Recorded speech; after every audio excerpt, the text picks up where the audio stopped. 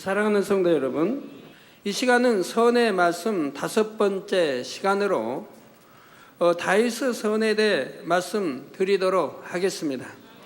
다윗은 이스라엘의 초대 왕이었던 사울의 뒤를 이어 하나님께 왕으로 세움받도록 선택받은 사람입니다. 이스라엘의 마지막 사사였던 사무엘이 왕을 달라는 백성들의 요구에 할 수 없이 왕으로 세운 사람이 바로 사울이었는데, 이 사울은 처음에는 겸손한 것 같았지만 왕이 되면서 점점 교만해져 결국에는 하나님의 말씀에 불순종하기에 이르렀습니다. 하나님께서는 선지자 사무엘을 통해 여러 차례 경고해 주셨지만 사울이 이를 무시하고 계속 불순종해 나가자 하나님께서는 결국 그를 버리기로 작정하시고 마음에 합한 사람 곧 다윗을 찾으셨습니다. 다윗은 이새의 8명의 아들 중 말째로서 들에서 양을 치는 목동이었지요. 그런데 어느 날 하나님의 지시를 받은 사무엘이 이새의 집에 찾아왔습니다. 그 장면이 사무엘상 16장에 잘 나옵니다. 처음에 사무엘 선지자는 하나님이 원하시는 사람이 누구인지 알지 못하여 외모가 뛰어난 다윗의 맏형인 엘리압을 주목했습니다. 그러나 하나님께서는 사무엘에게 나의 보는 것은 사람과 같지 아니하니 사람은 외모를 보거니와 나 여호와는 중심을 보느니라 하시며 이새의 아들 중 가장 어린 다윗을 왕으로 세우라 명하셨습니다. 일개 목동에 지나지 않던 다윗이 이처럼 하나님께로부터 사랑과 축복을 입은 이유는 무엇일까요? 즉 하나님의 중심을 보시고 8 형제 중에 막내인 다윗을 선택하셨는데 그 이유가 무엇입니까? 여러분들도 만군의 여호와 하나님, 우리 아버지로부터 선택받고 싶으시지요? 이는 다윗의 마음과 중심이 하나님 보시기에 참으로 선했기 때문입니다. 이제부터 다윗의 선에 대해 증거해 드릴 때 여러분 각자가 과연 나는 다윗과 비교하여 얼마나 하나님의 사랑을 받을 만한가 스스로 점검이 되시길 바랍니다. 사랑하는 성도 여러분, 하나님께서 다윗을 보실 때 선하다고 인정하실 수 있는 첫 번째 분야는 다윗은 하나님의 이름이 욕을 당할 때에 가만히 있지 않고 담대히 행했다는 점입니다. 사무엘상 17장에 보면 이스라엘 군대가 이방 족속 블레셋과 엘라 골짜기에 대치한 장면이 나옵니다. 이때 블레셋 진영에 골리앗이란 장수가 있었는데 그는 키가 3m에 가까운 거인으로 놋 투구와 갑옷, 놋 단창으로 무장한 대단한 용사였지요. 또 힘이 얼마나 세었던지 그가 입은 갑옷은 웬만한 사람의 무게인 약 57kg이나 되었습니다. 이처럼 힘센 장수 골리앗이 나와 싸움을 도두기를 너희는 한 사람을 택하여 내게로 내려 보내라. 그가 능히 싸워서 나를 죽이면 우리가 너희의 종이 되겠고 만일 내가 이겨 그를 죽이면 너희가 우리의 종이 되어 우리를 섬길 것이니라. 내가 오늘날 이스라엘의 군대를 모여가였으니 사람을 보내어 나로 더불어 싸우게 하라 했지요. 이처럼 골리앗이 40일을 아침 저녁으로 이스라엘 군대를 모욕하며 큰 소리를 치는데도 이스라엘 군대는 그저 두려워 떨고만 있었습니다. 그런데 바로 이때 다윗이 싸움터에 오게 되었지요. 다윗은 싸우기 위해 이곳에 왔던 것이 아니라 전쟁터에 있는 형들에게 양식을 갖다 주라는 아버지의 심부름으로 그곳에 온 것입니다. 마침 다윗이 그곳에 도착했을 때 골리앗이 전과 같이 소리를 치는 것과 이스라엘 모든 사람들이 그를 보고 심히 두려워하고 그 앞에서 도망하는 장면을 보게 되었지요. 이에 다윗은 이 블레셋 사람을 죽여 이스라엘의 치욕을 제하는 사람에게는 어떠한 대우를 하겠느냐? 이 할례 없는 블레셋 사람이 누구간데 사시는 하나님의 군대를 모욕하겠느냐 하며 왕에게도 고하기를 그를 인하여 사람이 낙담하지 말 것이라 주의 종이 가서 저 블레셋 사람과 싸우리이다 했습니다. 그리고 다윗은 아무런 무장도 하지 않은 맨몸으로 다만 물맷돌 5개만 들고 골리앗을 향해 담대히 나아가며 외쳤지요. 너는 칼과 창과 단창으로 내게 오거니와 나는 만군의 여호와의 이름 곧 내가 모욕하는 이스라엘 군대의 하나님의 이름으로 내게 가노라. 그리고 골리앗이 점점 가까이 올 때 다윗도 빨리 달리며 물맷돌을 던졌는데 그 돌이 단번에 골리앗의 이마에 적중했고 골리앗은 그대로 쓰러지고 말았습니다. 그냥 돌려 던지는 것보다 달리면서 세게 달리면서 돌려서 던지면 아무래도 더 힘있게 돌이 날아가겠죠. 그러나 그는 항상 물맷돌을 던지며 양을 지켰고 했기 때문에 그에 대한 물맷돌 던지는 선수지요. 그러지만 하나님이 또 도와주셔야지요. 그는 갑옷에 다 투구 이렇게 써서 돌로 웬만히 맞아서는 넘어질 그런 사람이 아니라 이 말입니다. 정통으로 이마를 가격해야 됐는데 정말 하나님이 도와주셔서 아주 정통으로 이마를 가격했지요. 그러니까 투구 쓰고 다 이렇게 가렸지만 비어있는 정통 중앙 급소를 그냥 돌로 임차게 돌이 날아가서 가격을 해서 그런 거인도 쓰러질 수밖에 없게 되었습니다. 이처럼 골리앗이 죽음으로 인해 이스라엘 군대는 힘을 얻고 블레셋 군대를 진멸하여 완전한 승리를 거둘 수가 있었지요. 다윗은 중심에서 하나님을 사랑하고 경외했기에 하나님의 이름이 모욕당하는 것을 참을 수가 없었습니다. 요한일서 4장 18절 전반절에 사랑 안에 두려움이 없고 온전한 사랑이 두려움을 내어 쫓나니 하신 말씀처럼 다윗은 중심에서 하나님을 사랑하니 골리앗이 전혀 두렵지가 않았지요. 여러분도 중심으로 하나님을 사랑하면, 주님을 사랑하면, 교회를 사랑하면 두려움이 없어지는 겁니다. 이처럼 하나님의 이름이 욕을 당할 때 중심에서 하나님을 사랑함으로 하나님의 이름을 의지하여 분연히 일어날 수 있었던 이러한 믿음의 행함이 하나님께서 보실 때는 선이라는 사실입니다. 자, 육적인 비유를 들어 만일 여러분의 부모님이 애매히 다른 사람에게 욕을 당하는 것을 보았을 때 과연 어떻게 하는 것이 선이겠습니까?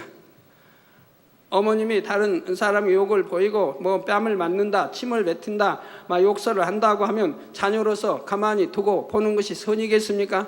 아이고 두려워서 잠잠하는 것이 선이겠습니까? 뒤로 물러가는 것이 선이겠습니까? 오히려 부모가 욕을 하는데 부모를 비난하는 것이 선이겠습니까? 다투면 안 되니까 화평해야 하고 온유해야 하니까 잠잠히 있는 것이 선일까요? 나서고 싶은데 상대를 보니 너무나 힘이 세 보여서 내가 나서 보았자 아무 소용이 없을 것 같다며 물러나 있다면 이것이 정당한 이유가 될까요? 아니지요. 가만히 있는 것은 부모님을 사랑하는 것도 아니고 하나님 보시기에 선도 아니라는 사실입니다. 그렇다 해서 싸우라는 말이 아니지요. 신앙 안에서도 하나님의 영광이 가리우지 않기 위해서 다윗처럼 담대히 나서야 할 때가 있습니다. 그런데 그로 인해 자신이 어떤 해를 받지 않을까 하는 두려움이 앞서므로 주저하고 담대히 나서지 못하는 경우들을 봅니다. 자, 그것은 하나님을 중심에서 사랑하고 신뢰함으로 하나님의 영광이 가리우지 않기 위해 자신의 몸을 내어 던질 수 있는 사람에게는 하나님께서도 합력하여 선을 이루어 주신다는 사실을 믿지 못하기 때문이지요. 즉 담대히 나서지 못하는 경우들 말입니다. 그러므로 우리 성도님들도 하나님의 나라를 이룰 때 하나님의 영광을 위해서는 다윗처럼 분연히 일어나는 것이 하나님 보시기에 선이 될 때도 있음을 잘 분별할 수 있으시기를 바랍니다. 일어날 때가 있는 것이고 잠잠히 있을 때가 있는 것이라 이 말입니다. 우리 예수님께서도 하나님의 성전을 어지럽히는 사람들에게 어떻게 행하셨나요?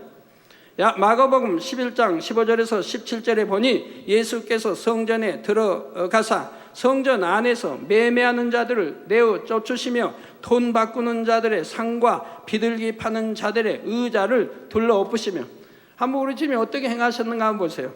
예수께서 성전에 들어가사 성전 안에서 매매하는 자들을 내어 쫓으시며, 이 성전 안이라고 하니까 이런 성전 안을 말하는 게 아닙니다. 성전의 뜰들을 말하죠. 이제 울타리 있다면, 성이 있다면 그 안을 다 성전이라 하지요. 감히 이런 성전 안은 이스라엘은 그 당시 도저히 대제사장 또는 제사장에는 들어갈 수가 없는 겁니다. 이런 지성전도 대제사장 1년에 한 번 들어가는 곳인데, 그러나 일반 백성은 들어갈 수가 없다 이 말입니다. 상도 둘러 엎어버리시고 의자도 둘러 막 엎어버리셨다, 둘러 엎으셨다 이 말이에요. 그냥 밀어서 이런 게 아니고 그냥 의자를 둘러 엎으셨다. 그게 얼마나 진노하셨습니까? 아무나 기구를 가지고 성전 안으로 지나다님을 허치 아니하시고 이에 가르쳐 이르시되 기록된 바 내 집은 만민의 기도하는 집이라. 기도하는 집이라. 하나님의 성전은 기도하는 집이라 이 말입니다. 하나님 아버지께 기도하는 집이요, 우리 아버지 하나님이 함께 하시는 곳이라 이 말입니다. 칭함을 받으리라. 내 집은 만민의 기도하는 집이라 칭함을 받으리라고 하지 아니하였느냐? 너희는 강도의 구려를 만들었도다 말씀하셨지요. 우리 예수님은 다투지도 들리지도 아니하시며 아무도 길에서 그 소리를 듣지 못하리라 하실 정도로 온유하신 분이지만 아버지 하나님의 성전이 더럽혀지는 것은 용납지 않으시고 이처럼 과감하게 행하셨던 것입니다. 성도님들도 아버지 하나님을 진심으로 사랑한다면 하나님의 나라를 위해서 우리 예수님처럼 때론 담대하게 행할 수 있어야 하지요. 우리 주님이 행하신 이라는 것은 참으로 선이요, 하나님을 제일로 지극히 사랑하시기에 자기 몸도 자기의 희생한다 할지라도 그러한 것은 염두에 두지 않는다 이 말입니다. 오직 하나님의 영광을 가리지 않기 위해서 생명도 바치는 이것이 참 선인 것이지요. 사랑하는 성도 여러분, 앞서 말씀드린 대로 다윗이 중심에서 하나님을 사랑하고 신뢰함으로 담대히 나아가 골리앗을 쓰러뜨려 죽였고 이를 계기로 이스라엘의 군대는 승리를 얻었습니다. 사울도 이처럼 골리앗을 물리치고 나라를 구한 다윗을 처음에는 매우 기뻐하여 군대의 장으로 삼기까지 했지요. 그런데 다윗과 사울이 전쟁에서 돌아올 때 이들을 환영하러 나온 여인들이 사울의 죽인 자는 천천히요 다윗은 만만이로다고 노래한 것으로 인해 사울의 시기심이 발동하게 되었지요. 사울의 시기심은 악신으로 인해 고통받는 자신을 위해 수금을 다 주던 다윗에게 단창을 던져 죽이려 하기까지 날로 더욱 심해졌습니다. 그 후로도 사울은 다윗을 죽이려고 무리한 전쟁에 내보내기도 하고 급기야 그의 집에 군사를 보내 죽이려고도 했지요. 결국 다윗은 사울을 피해 도망을 가게 되었는데 사울은 집요하게 다윗을 찾아다니며 잡아 죽이고자 했던 것입니다. 그런데 이렇게 쫓겨다니던 다윗에게 오히려 사울을 없앨 수 있는 절호의 기회가 왔지요. 여러분들도 이제 다윗이 돼 보세요. 이럴 때는 다윗이 돼 보시고 어떤 때는 사울이 돼 보시고, 사울이 주인공일 때는 사울이 되시고 다윗이 주인공일 때는 다윗이 되셔서 말씀을 들으세요.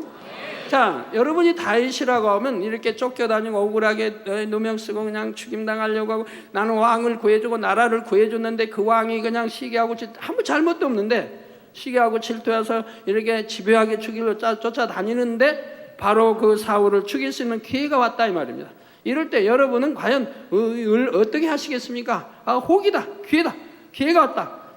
바로 하나님이 내게 다음 왕되는 기름을 부어주셨는데 바로 이 사울을 죽일 수 있는 기회를 지금 만들어주셨구나 라고 이렇게 생각하지 않겠습니까? 바로 다윗이 은신처로 숨어있던 엔게디 광야의 한 동굴에 사울이 모르고 들어오게 되었던 것입니다. 이스라엘 가보면 이런 굴들이 참 많이 있습니다. 바로 사무엘상 24장에 이 장면이 나오는데 그때 다윗의 사람들은 다윗에게 사울을 죽일 것을 권고합니다. 하나님께서 사울을 이곳까지 이끌어 주신 것은 다윗에게 원수를 죽일 수 있는 기회를 주시는 것이니 그 기회를 놓치지 말 것을 말했지요. 그러나 다윗은 사울의 겉옷자락만 가만히 배웠는데 이 일조차도 다윗은 마음에 찔려 이르기를 사무엘상 24장 6절에 내가 손을 들어 여호와의 기름 부음을 받은 내 주를 치는 것은 여호와의 금하시는 것이니 그는 여호와의 기름 부음을 받은 자가 됨이니라 했지요. 그리고 자기 사람들에게도 절대로 사울의 생명을 해치지 말라 명했습니다. 자기 부하 장수들이 따르는 이들이 그냥 몰래 그냥 가서 은근히 사울 죽이기를 원하는 그런 마음이 아니었다 이 말입니다. 해치 못하게 했다 이 말입니다. 그리고 사울과 멀리 떨어졌을 때 사울에게 지극히 겸비하고 선한 말로서 결코 왕을 해칠 마음이 없음을 나타냈던 것입니다. 이에 사울도 감동을 받아 눈물을 흘리며 군대를 철수하여 돌아갔지요. 그런데 사울은 그 마음의 악함이 심하여 이후에 또다시 다윗을 잡으려는 마음을 갖게 됩니다. 그러니까 사울은 보면 마음이 변개함이 참 많지요. 또 자기 유익을 따라서 이랬다 저랬다 두 마음 변개한다. 오늘날 여러분 이게 제일 문제입니다. 어떤 일에 유익을 따라 또는 이래고 저러고 변개하는 마음, 이건 하나님이 아주 싫어하신 마음이라 이 말입니다. 이건 하나님 앞에 축복받을 수도 없고 하나님이 크게 쓰실 수도 없는 것이라. 이 변개한다고 하는 것, 이 마음을 빼내 버릴 때만이 하나님의 사랑을 받을 수 있고 또 하나님의 축복을 받을 수 있고 또 하나님이 신뢰할 수 있다 이 말. 변개하는 마음이 없을 때, 거듭 마음, 참 마음일 때 하나님의 신뢰를 받을 수 있다 이 말입니다. 하나님의 사랑과 신뢰를 받을 수 있어야 하나님도 마음 놓고 그 자녀에게 축복을 주시지 않겠습니까?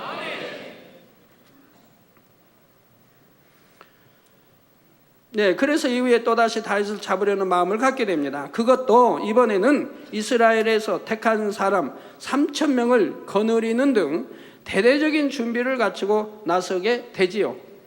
그래서 어느 날 밤 길가에 진을 치고 자신은 진 중앙에 눕고 군대 장관과 백성들로 자신을 둘러 누워 자게 했다 이 말입니다.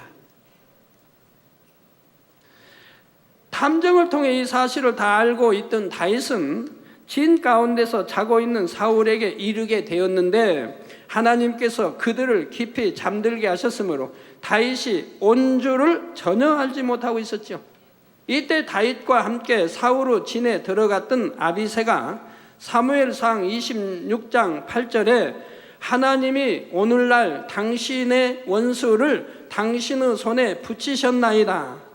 그러므로 청하오니 나로 창으로 그를 찔러서 단번에 땅에 꽂게 하소서. 내가 그를 2번 찌를 것이 없으리이다.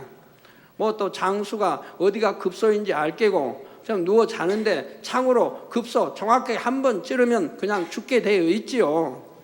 그 힘도 센데 찌르면 그냥 찔러서 그냥 그 창 끝이 땅에까지 박히지 않겠습니까? 2번 찌를 것도 없지요. 자, 그러나 이번에도 다윗은 죽이지 말라. 누구든지 손을 들어 여호와의 기름 부음을 받은 자를 치면 죄가 없겠느냐? 또 가로되 여호와께서 사시거니와 여호와께서 그를 치시리니 혹 죽을 날이 이르거나 혹 전장에 들어가서 망하리라. 내가 손을 들어 여호와의 기름 부음을 받은 자를 치는 것을 여호와께서 금하시나니 너는 그의 머리곁에 있는 창과 물병만 가지고 가자 했습니다. 이렇게 다윗은 사울의 머리 곁에 있는 창과 물병만 가지고 멀찍이 가서 사울을 향해 자신의 진심을 알렸지요. 그 장면이 바로 본문 말씀인 사무엘상 26장 23절로 여호와께서 각 사람에게 그 의와 진실을 갚으시리니 이는 여호와께서 오늘날 왕을 내 손에 붙이셨으되 나는 손을 들어 여호와의 기름 부음을 받은 자 치기를 원치 아니하였음이니이다 했던 것입니다. 이에 사울도 다시 한번 감동을 받아 말하기를 내 아들 다윗아 내게 복이 있을지로다. 내가 큰 일을 행하겠고 반드시 승리를 얻으리라 말하고 자기 곳으로 돌아갔죠. 성도 여러분, 여기서 우리는 다윗의 두 번째 선을 찾아볼 수가 있습니다. 바로 자신의 생명을 헤아려는 원수에게도 선대하되 그 감동에 감동을 주는 선한 고백이 나왔다는 점입니다. 하나님께서 기름 부으신 사람을 자신이 해하는 것은 하나님의 선하신 뜻이 아님을 알기에 다윗은 그 뜻을 쫓아 행했습니다. 바로 행함으로 하나님의 기뻐하신 뜻을 이룬 것이지요. 다윗은 두 번이나 같은 기회가 왔는데도 변함없이 상대를 선대함으로써 하나님의 온전하신 뜻도 이루었습니다. 보통 사람이라면 자신을 죽이려고 혈안이 되어 쫓아다니는 원수를 죽일 수 있는 절호의 기회가 왔을 때 어찌 그냥 살려둘 수 있겠습니까? 뭐 오늘날은 법이 있으니까 안 되지만 뭐 법으로 상관없이 그냥 죽여도 되는 그런 상황이 된다면은 어찌 그냥 살려둘 수 있겠습니까? 그런데 더 이상 한 번은 살려보냄으로써 자신이 상대에게 전혀 악의가 없음을 표현했는데도 상대가 다시 악으로 나오다가 또 죽일 수 있는 기회가 왔다면 다윗처럼 변함없이 선대할 수 있는 사람이 얼마나 될까요? 내가 죽이면 문제는 끝납니다. 이제는 고통받을 일도 없고 피해 다닐 일도 없고 생명을 그냥 지금 잃을 상황 이렇게 도망 다니고 숨어 다닐 필요도 없고 내 가족과 주변 많은 사람이 고통을 받을 필요도 없다 이 말입니다. 다윗은 중심이 선하였기에 선을 행하되 변함없이 행함으로 하나님의 선하신 뜻을 온전히 이룰 수가 있었습니다. 바로 여호와의 기름 부음을 받은 자를 치는 것을 여호와께서 금하신다는 것을 알았기에 자신만이 아니라 부하들도 그 뜻을 따르도록 했지요. 아무리 자신이 사울을 이어 왕으로 기름 부음 받았다 할지라도 내가 왕이 되는 것이 하나님의 뜻이니까 하며 자기 임의로 사울을 죽이고 왕이 되려 하지 않았던 것입니다. 중심에서 하나님을 신뢰하니 끝까지 하나님께서 이루시도록 온전히 하나님께 맡겼던 것이지요. 그러나 많은 사람들은 그렇지 않습니다. 내게 어떤 유익된 게 오면 내게 좋게 해석을 해가지고 행하는 걸 봅니다. 오직 진리 하나님의 뜻에 맡겨드린 게 아니고 내게 좋게 해석해가지고 바로 선처럼 해서 행해나가는 사람들이 꽤나 있다 이 말입니다. 나 그 마음은 하나님 보시기에 간사한 마음이지요. 저도 오늘날까지 단 한 번도 하나님의 기름 부음 받은 주의종이나 장로님들을 제가 임의로 치료해 본 적이 없습니다. 아무리 교회에 해가 되는 행동을 한다 해도 하나님의 기름 부은 사람들이니 하나님께서 역사하시도록 항상 맡겨드렸지요. 그런데 우리 성도님들은 어떠셨는지요? 섬기는 주의종이나 장로님들이 자신이 보기에 합당치 않다 하여 임의로 판단하거나 정죄하지는 않았습니까? 또한 사실이 확인되지 않은 내용을 가지고 수군수군하거나 사실인 양 전하지는 않았습니까? 다시 한번 생각을 해보세요. 혹여 그렇게 행한 부분이 있다면 이는 하나님 보시기에 얼마나 선과 거리가 뭔가를 깨달아야 한다 이 말입니다. 그리고 다윗은 단지 사울이 하나님의 기름 부음 받은 사람이기 때문에 형식적으로만 선대했던 것이 아닙니다. 중심에서 사울이 잘되기를 원하는 마음이었기에 그처럼 선한 입술의 고백으로서 어떻게든 사울의 마음을 편안케 해주려고 했었지요. 그래서 이후에 사울이 블레셋과의 전투에서 패한 후 자살했다는 소식을 들었을 때 다윗은 슬피 울며 금식하였고 사울을 장사 지내준 길앗 사람들에게 감사를 표하며 진심으로 축복해 주었습니다. 그러므로 성도님들도 악으로 나오는 상대에게 함께 악으로 대응하지 않고 내 편에서는 최선을 다해 선대했다 할지라도 과연 어떤 마음으로 선대했는지 한번 자신을 돌아볼 수 있기를 바랍니다. 사랑하는 성도 여러분, 다윗은 이처럼 하나님의 선하신 뜻을 쫓을 수 있는 중심이었지만 당신은 성령 시대가 아니었기에 본성 속에 악까지 버렸던 것은 아니었습니다.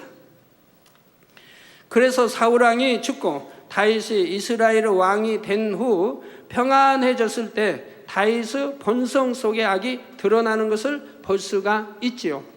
하나님께서는 다윗이 더 온전케 될 수 있도록 그러한 연단을 허락하셨는데 바로 다윗이 선한 백성 우리아의 아내를 취하도록 막지 않으시고 내버려 두셨던 것입니다. 그리고 다윗은 이를 은폐하기 위해 우리아를 전쟁에 내보내어 그것도 이방인의 손에 죽도록 했죠. 모든 일이 다윗의 뜻대로 마무리된 듯 보였을 때 나단 선지자를 보내셔서 다윗을 호되게 책망하셨습니다. 바로 사무엘하 12장 9 전반절에 어찌하여 내가 여호와의 말씀을 없이 여기고 나 보기에 악을 행하였느뇨 하시며 다윗이 행한 일들을 낱낱이 들어 말씀하셨던 것입니다. 이처럼 선지자를 통해 하나님의 책망을 받은 다윗은 즉시로 자신의 죄를 인정하며 내가 여호와께 죄를 범하였노라 하고 회개를 합니다. 즉 권세 있는 왕의 위치에 있는데도 즉시 지적을 받자 회개를 하더라 이 말입니다. 즉시 회개를 한다 이 말입니다. 자, 이것이 선한 중심이라 이 말입니다. 그러자 나단은 여호와께서도 당신의 죄를 사하셨으니, 자, 이미 중심이 지적하면 회개할 것을 하나님도 아십니다. 왜? 중심을 보시고 뽑았다 이 말입니다. 그 선한 중심.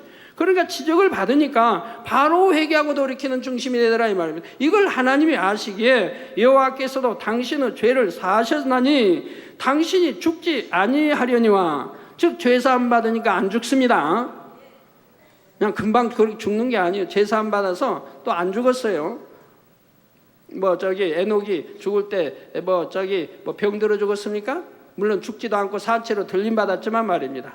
일찍 데려가신 것은 너무 에녹을 사랑하시기에 곁에 두고 보시려고 일찍 데려가셨다 이 말이에요. 에녹을 너무 성결됐기에. 그래서 이런 걸 우리가 아셔야 돼요. 죄를 사하셨습니다. 죄를 사했기 때문에 당신이 죽지 아니한다고 하죠. 죽지 아니하려니와 이 일로 인하여 여호와의 원수로 크게 해방할 거리를 얻게 하였으니 하며 연단이 따를 것을 알려주었지요. 그래서 하나님이 그 원수마귀다 두신 거 아닙니까? 인간 경작을 위해서 필요하기 때문에 우리를 다시 잃었던 아버지 형상을 찾고 더 온전히 이제 성결로 나오고 이렇게 하기 위해서는 연단이 필요하기 때문에 원수마귀 사단을 둔 것이라 이 말. 그 내가 죄를 지었으니 그에 대한 연단을 받는 것이라 이 말입니다. 여러분들이 죄를 지으면 그 연단이 지금은 혹시 안 왔다 해도 그 뒤라도 다른 걸 보게 돼요. 그럴 때는 감사하면서 받아야 됩니다. 어떤 병이든 아니면 어떤 어려운 재앙까지는 만나지 않도록 해야겠지만 어떤 물질의 어려움을 하던 사업이 그냥 엉망으로 꼬여버리고 잘못되고 이러한 것은 내가 그만큼 하나님께 하나님을 서운케 하고 죄를 사했기 때문에 그렇죠. 그러면은 그것이 연단이 이제 왔을 때 참으로 하나님께 감사를 해야 한다 이 말이에요. 아버지 하나님, 이런 연단이 왔기에 나를 발견했고 나를 깨닫게 됐고 내가 가는 길이 심히 사망의 길이었나이다. 이 연단을 통해서 내가 철저히 낮아지고 깨어지고 이제는 선을 쫓아 사는, 선을 쫓아 사업다고 하는 이런 아들이 되게 해주세요라고 정말 감사하면서 눈물로 기도할 때 그 연단이 빨리 끝날 수가 있는 거죠.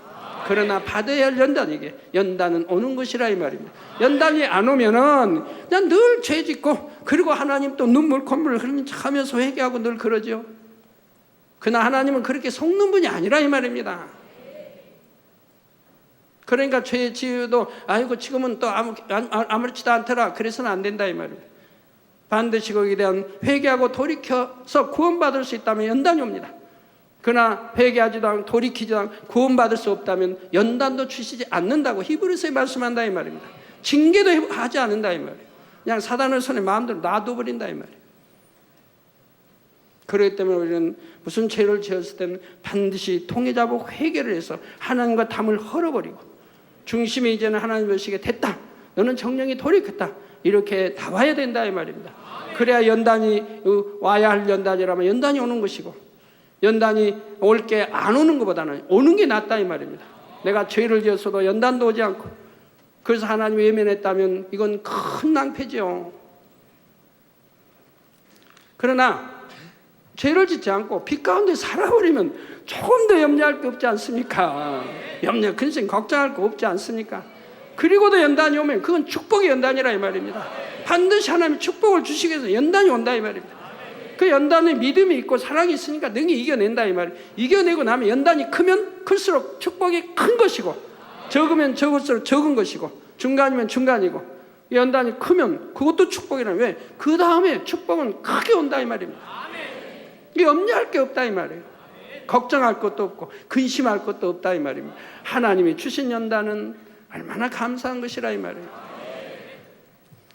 그래서 여호와의 원수로 크게 회방할 것을 얻게 하였으니 연단이 이렇게 따를 것을 알려주시지요. 이후 다윗은 참으로 혹독한 연단을 받지만 그 연단을 참으로 감사함으로 잘 받았다는 사실입니다.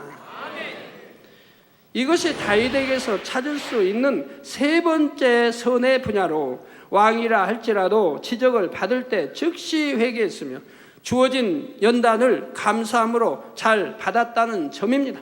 그 연단이 혹독했는데도 감사함으로 받아요. 아들을 데려가셨는데도 감사하죠. 아들을 데려가시니까 혹여나 하나님이 내가 금식하면 살려주실까 하고 또 금식을 해요. 그래도 데려가세요. 이미 하나님 데려가시려고 작정했으니까 데려가세요. 데려가시니까 다윗이 어떻게 해요? 그냥 금식을 끝내고 슬픔을 딱 거두고 기뻐하고 즐거워합니다. 왜? 하나님이 데려가셨으니까, 뜻에 왜 데려갔으니까, 내가 금식에서 응답이 안 됐을지라도 기뻐하고 즐거워한다 이 말이에요. 주위에서는 어안이 벙벙하죠. 아들 살려다 금식하던 분이 아들을 데려가니까 오히려 기뻐하고 즐거워하니까. 왜? 다윗의 그 참 마음을 모르니까. 성도들이 초신자 때는 누가 지적을 해줘도 감사함으로 받고 변화되려고 하지만 신앙의 경륜이 쌓일수록 지적받기를 즐겨하지 않는 경향이 있습니다. 지식적으로 하나님의 말씀을 많이 알게 되니 나도 안다고 생각하거나 심지어는 지적을 받을 때 듣기는 들어도 당신이나 잘 하세요 하는 마음을 가지고 심히 불편하게 여기는 경우가 있죠. 이는 너무도 마음이 교만하고 높아진 것입니다. 그러나 중심이 선한 사람은 어린 소자가 지적을 한다 해도 그 말이 진리에 합당하다면 중심에서 겸비함으로 받는다는 사실입니다. 다윗은 왕이라는 높은 위치에 있었음에도 선지자가 하나님의 말씀으로 책망하자 그것을 달게 듣고 즉시로 돌이켰던 것입니다. 또한 그 일로 인해 연단을 받을 때 얼마나 철저히 자신을 낮추며 감사함으로 연단을 받아 나갔는지요. 아들 압살롬의 반역으로 급히 왕궁을 빠져 나와 도망칠 때에 시므이라는 사람이 다윗과 그 일행을 향해 돌을 던지며 계속해서 저주를 했습니다. 이게 백성이 말이에요. 이에 신하 중 한 명이 당장 시므이를 처치하겠다고 했으나 다윗은 이를 만류했죠. 즉 왕인 자기를 백성이 지금 저주하고 욕을 한다 이 말이에요. 그도 자기 주위에는 신하와 지금 장수들이 군대들이 따르고 있다 이 말입니다. 당장 처치해버릴 수 있다 이 말입니다. 그래서 신하가 처치하겠다니까 다윗은 그것도 막는다 이 말입니다. 지금 왕인 자기를, 그래도 자기는 왕 아닙니까? 왕인 자기를 지금 저주하고 욕을 막 하고 있다 이 말이에요, 백성이. 그런데도 왕의 채도 그걸 죽이지 못하게 막는다 이 말입니다. 이런 손, 여러분이 왕이 쳤을 때 백성이 저주하고 막 하면 여러분 어찌 하시겠습니까? 당장 죽이라고 그러죠. 분노할 거 아닙니까? 나 다윗은 그러지 아니했다 이 말이에요. 다윗이 선이 얼마나 깊은지를 여러분 아셔야 됩니다. 성령 시대가 아닌 때 그런 선이니 오늘날 같이 성령 시대라고 하면 그는 얼마나 깊은 선 속에 들어가겠습니까? 성령이 내 안에 계셔서 늘 지적해 주니까. 성령 시대가 아닌데도 그런 깊은 선이 나왔다 이 말이에요. 그러니까 위대한 거죠. 오늘날은 성령 시대여서 성령이 오셔서 내 안에 늘 지적해 주고 가르쳐 주도 그렇게 선으로 들어가기가 어려운 것 같은데 여러분들 보면 한번 비교를 해봐요. 그러니까 하늘나라의 서열이 높을 수밖에 없는 거예요. 그런 그릇이기 때문에. 그래서 처치하겠다고 했으나 다윗은 이를 만류했죠. 바로 사무엘하 16장 11절에서 12절에 내 몸에서 난 아들도 내 생명을 해하려 하거든 하물며 이 베냐민 사람이랴. 여호와께서 저에게 명하신 것이니 저로 저주하게 버려두라. 혹시 여호와께서 나의 원통함을 감찰하시니, 근데 왜 또 원통함이라고 합니까? 원통함을 감찰하시리니 오늘날 그 저주 까닭에 선으로 내게 갚아주시리라 했습니다. 내가 억울하게 누명을 쓰고 당한다 해도 내가 힘으로 갚는 게 아닌 거예요. 이렇게 여호와께 맡기면, 하나님께 맡기면 하나님께서 갚아주시고 위로해 주신다 이 말입니다. 이게 범사에 하나님께 맡기라 이 말이에요. 억울하다, 갚은다, 분다, 뭐한다 할 게 없다. 하나님께 맡기면 하나님이 갚아주신다. 그렇습니다. 정령 다윗은 이 고백처럼 연단이 왔을 때 누구를 탓하거나 원망한 것이 아니라 연단을 통해 온전케 하실 하나님을 바라보며 기꺼이 연단을 받아 나갔지요. 그러면 성도 여러분은 어떠신지요? 조그만 어려움이 와도 감사치 못하고 다른 사람이나 환경을 탓하지 않았습니까? 왜 나만 이처럼 어려운 일을 만나야 하는가? 원망하고 탄식하며 연단받기를 싫어하지 않았는지요? 그러나 중심이 선한 사람은 다른 어떤 사람이나 환경을 탓하기 전에 자신을 먼저 돌아봅니다. 그럴 때 연단을 허락하신 하나님의 뜻도 선 가운데 깨닫게 되어 중심에서 감사가 나오죠. 여러분들 어떤 시험이나 환난이나 어떤 연단을 받으면 이런 말씀을 다시 상고해봐요. 그러면 아, 여기에 내가 어떤 거에서 해당이 되는구나 알아서 회개할 수가 있게 되는 거죠. 바로 욥기 23장 10절에 나의 가는 길을 오직 그가 아시나니 그가 나를 단련하신 후에는 내가 정금같이 나오리라고 중심에서 우러나는 고백을 하게 되는 것입니다. 그러므로 선한 사람은 연단도 신속하게 통과해 나오는 것을 볼 수가 있습니다. 이 연단을 줘도 어떤 사람은 빠르게 끝나고 어떤 사람은 더디게 끝나고 어떤 사람은 아주 오래 가기도 하고 그건 자기 행함에 따라 다릅니다. 자기 중심과 믿음, 사랑, 행함에 따라서 그 연단이 빨리 끝나느냐 오래 가느냐가 결정이 됩니다. 다윗도 참으로 혹독한 연단을 겪어야 했지만 선 가운데 잘 통과해 나오니 진실로 하나님의 마음에 합한 사람으로 나와쳤습니다. 그래서 영적인 서열도 참으로 높은 자가 되어 이 땅에서뿐만 아니라 천국에서도 존귀한 자로서 세세토록 영화를 누릴 수 있게 된 것입니다. 결론을 말씀드립니다. 사랑하는 성도 여러분, 이 시간은 다윗의 선에 대해 크게 세 가지 분야로 살펴보았습니다. 첫 번째, 다윗의 선은 하나님의 이름이 욕을 당할 때 담대히 믿음으로 나아간 점이었고, 다윗의 두 번째 선은 자신의 생명을 해하려는 원수에게도 선대하되 그 마음에 감동을 주는 선한 고백이 나왔고, 그 선행이 변함이 없었다는 점이었습니다. 한 번으로 끝난 게 아니라 두 번, 또 세 번 왔다 해도 여전히 변함이 없었을 것이라 이 말입니다. 마지막 세 번째, 다윗의 선은 왕이라 할지라도 지적을 받을 때 즉시 회개했으며 주어진 연단을 감사함으로 잘 받았다는 점이었죠. 그러나 여러분, 성경의 인물들, 하나님의 사람이 아닌 그런 사람들은 이 지적을 받을 때 어찌 나왔는가 잘 압니다. 사울은 지적을 받으니 회개한 것이 아니라 오히려 더 교만케 말하는 걸 보고 자기를 내세워주기를 원한 걸 봅니다. 회개하는 게 아니고 변명만 하고요.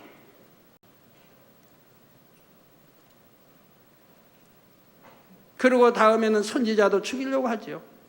사무엘 선지자는 그 당시 위대했는데도 이제는 왕을 피해 다녀야 했다 이 말입니다. 또 다른 왕도 마찬가지죠. 선지자가 처음 하나님 사랑했던 왕이 나중에 편지를 내고 선지자가 죄를 지적하니까 오히려 선지자 책망한다 이 말입니다. 어떤 왕들은 선지자가 지적하니 선지자 죽이기도 한다 이 말입니다. 그런데 다윗은 그와 비교해 보세요. 엄청난 하늘과 땅 차이의 악과 선 아닙니까? 그러니 하나님의 사랑을 안 받겠습니까? 한때 잘못이 있었어도 그 잘못을 통해 더 성결로, 온전한 성결로 나왔으니 말입니다. 하나님은 이걸 아시게 그 연단을 허락하신 것이라 이 말이에요. 다윗은 중심의 온전한 선을 이루는 만큼 하나님의 선의 깊이를 깨우칠 수 있었고 더 큰 감동을 입을 수 있었습니다. 그래서 여호와께 감사하라, 그는 선하시며 그 인자하심이 영원하미로다 하며 하나님의 선하심을 찬양하기를 즐겨했지요. 동일한 고백이라 할지라도 마음의 온전한 선을 이룬 만큼 그 안에 담긴 감동의 깊이는 다르다는 사실입니다. 그리고 온전한 선을 이룬 만큼 작은 일에서도 큰 선의 감동과 깨우침을 얻을 수 있고요. 우리 성도님들도 날로 더욱 온전한 선을 이루셔서 선한 것을 보고 듣기를 즐겨 하시며 매일매일 선의 감동함 가운데 살아가시는 복된 성도님들이 다 되시길 주님의 이름으로 축원합니다.